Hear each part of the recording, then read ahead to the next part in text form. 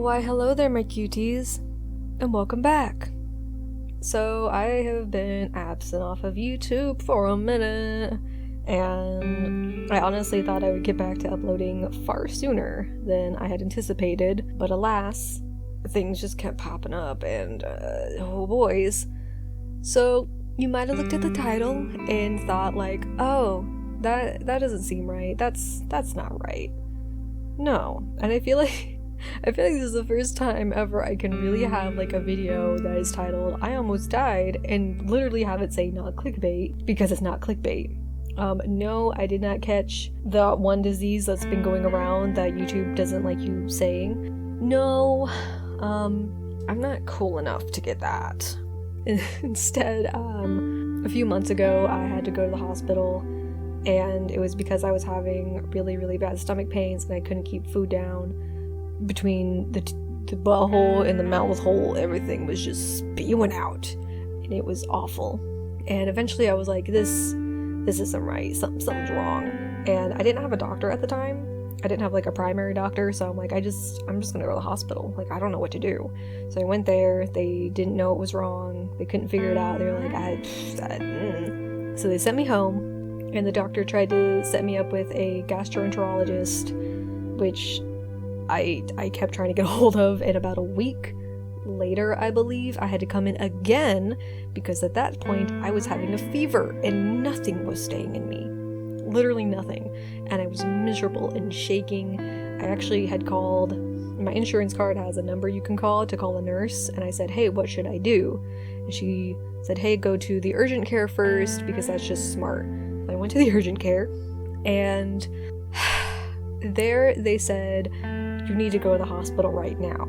You need to go right now, because they were scared that I might have appendicitis, that something inside of me was really, really wrong, because the combination of stomach pain, not keeping food down, and a fever, it can be lethal. Me being a dumb idiot, and you can roast me for this, I walked back home, which, to be fair, it was a 5-minute walk back to the house to get my phone charger.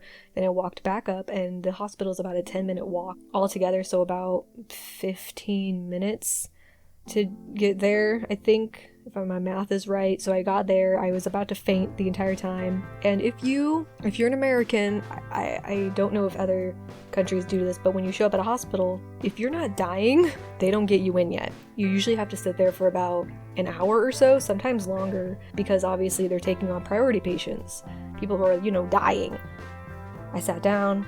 The urgent care had called ahead of time saying, hey, get this idiot in right now. So I sat down, they were expecting me, and maybe 5-10 minutes passed, and they're like, get in here now. Are you Pax? Get in here now. That was when I knew everything was very, very serious and very, very bad. I had the doctor who I had last time, actually, that was on my case this time, which was really, really great news, because if it wasn't for him, I don't think the hospital would have taken me seriously. Because, somebody comes in with stomach issues and you're like, I don't know, go home, I guess. So I am extremely grateful for that doctor to be there that night. He was running all the tests, and he, again, couldn't quite figure out what was wrong, but he did not feel safe to send me home. So I was admitted, which again was terrifying, because that was one of the very few times I've ever been admitted to a hospital, and again, they only admit you when it's very, very serious. So I was admitted. I wasn't allowed to have any food because they didn't want me to projectile vomit all over the floor, which is totally fair. However, they did need a poop sample, and there was nothing left in my body, so that was really fun. They're like, we need the poop. We need it. We need your poop. I'm like, I know, but I don't have any poop to give. The doctors were extremely nice. I got sent up to a really nice room, and I was yet again put on being a falling hazard because I have dysautonomia and POTS, which means that my heart and blood flow does not work properly, and so if I stand too fast, or if I have really low blood sugar or not enough sodium in me, I can just faint, which isn't great when you haven't been eating properly for multiple days. So I was not feeling great, but I am extremely good at knowing when I'm going to faint, so I can sit on the ground, but they don't know that, and they don't trust that, because I could just splat and sue them, and that's I get it, man, I totally get it. first night I was there, they had no real answers because, again, what are they gonna do?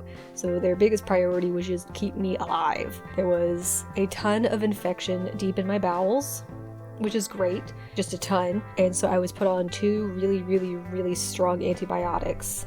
And I was there for about 4 days, and it was so bad that my veins started physically hurting because of the IVs that were constantly pushing fluids from them, and I was like about to cry because it was so painful. So what was the big issue, I hear you ask?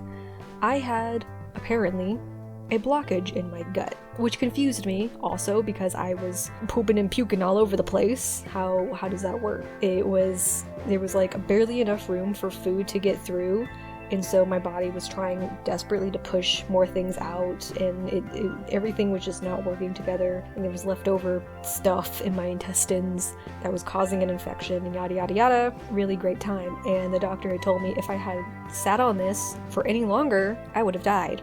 I would be dead, which is really great. That's something you just really love to hear. And they were very happy that I listened to my gut, literally, and came to the hospital. Because again, had I just tried to ignore it, like I would probably have, because I always consistently think, oh, I'm just being dramatic, oh, whatever, just, stay at home, I would have just ended up dying, which is terrifying. So I was there for about 4 days. I was finally sent home on the 4th day after most of the inflammation had gone down and the infection had finally left my body from just constant medication being pumped through my body. The medical staff there was super nice. They were actually really great about letting me sleep, because every time I've been in the hospital, they like just bang right through at like 1 a.m.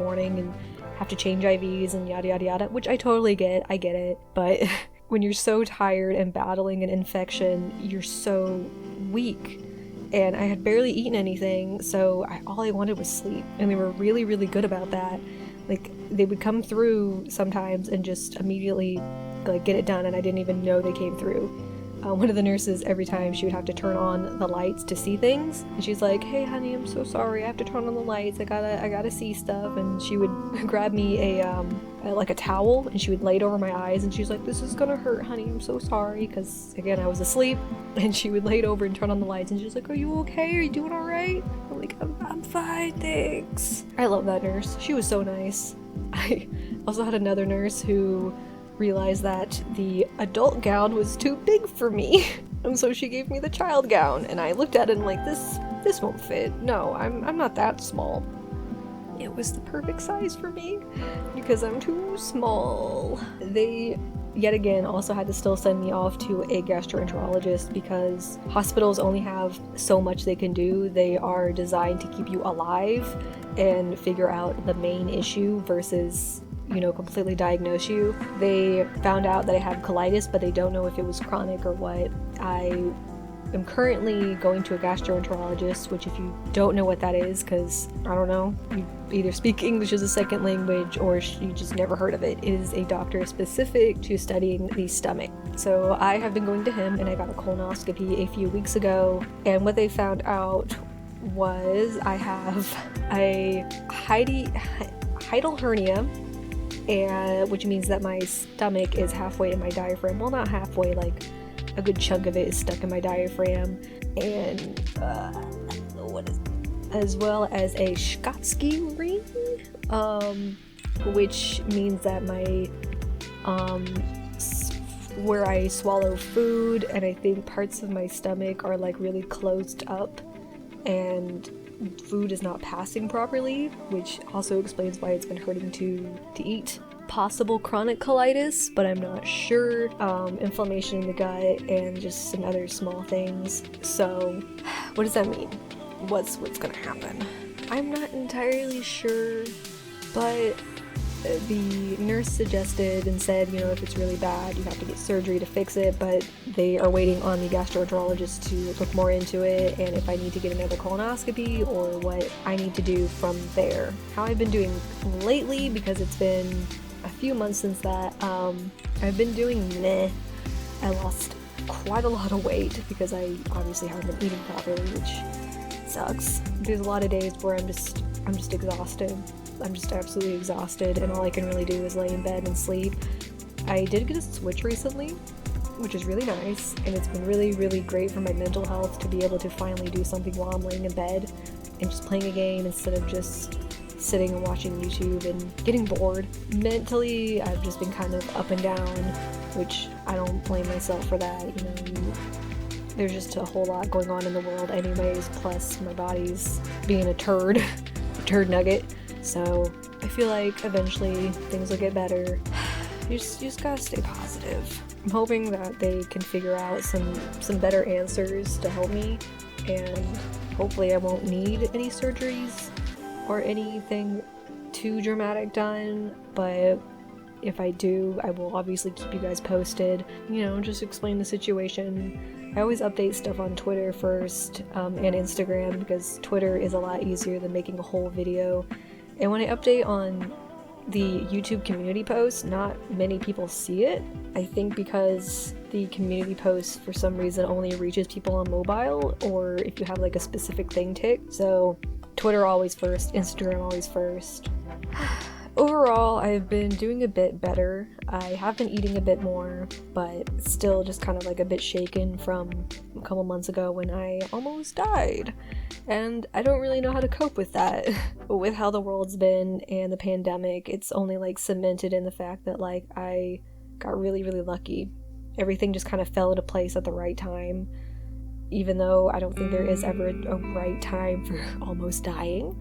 But had I waited, a few weeks longer, or had I ignored it, then the pandemic would have happened. I might have not gotten into a hospital. I might have just died. I don't know.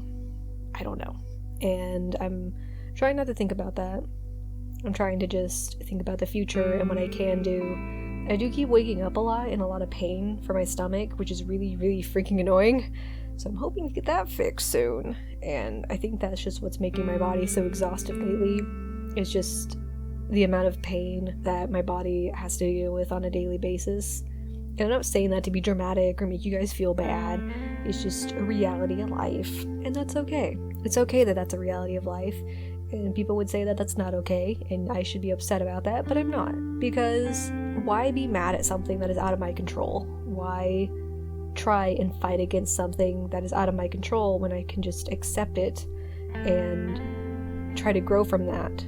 You can't control every aspect of life, and the sooner you realize that, the sooner you're able to start just moving on and accepting what happens. I accept how my body is, and I can only hope that more doctors will be able to take me seriously and find better options and answers for me. And that's all you can ever really hope for. And that's my outlook, and I think that's a good outlook to have. And if any of you are watching this and you're also chronically ill, or you're currently dealing with an illness, or even, God forbid, the current disease going around the world, I really, really hope that things can get better for you. And I really hope that you're able to heal.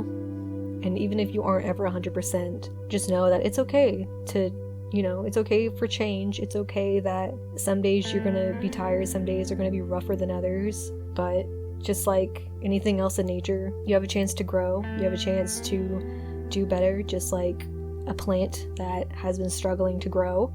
Eventually, with enough water and love and kindness, it will bloom again. And I think that's all you ever really need, is just time to be able to bloom.